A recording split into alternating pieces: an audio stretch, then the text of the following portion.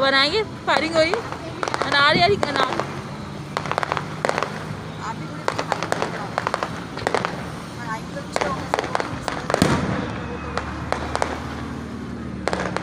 मैंने ज़ीशान को बताया था, वो टीवी पे आते हैं जो हर्बल डॉक्टर, उन्होंने बोला था बच्चों की जो हाइट ग्रोथ हो जाती है उनके लिए वो बनाना। मैं तो मैंने कही जगह ही बची। आगे होगी पार्किंग।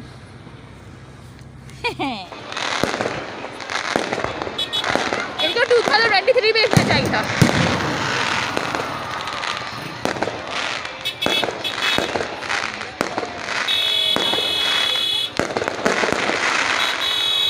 पूरा सीन इतना ज़बरदस्त सीन है, मैं आपको बता नहीं सकती है।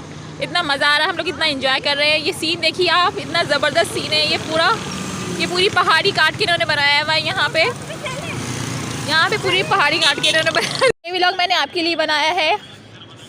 तो आप फैमिली ने बोला फायरिंग बहुत ज़्यादा हो रही है, अब घर चलते हैं। अब हम गाड़ी में बैठने के लिए जा रहे हैं। ये व्लॉग मैंने आप लोगों के लिए बनाया, मैं आप लोग के साथ शेयर कर लूँ। अब आप लोग लाइक करें, कमेंट करें। अब हमने घर जा रहे हैं। अल्लाह हाफिज़।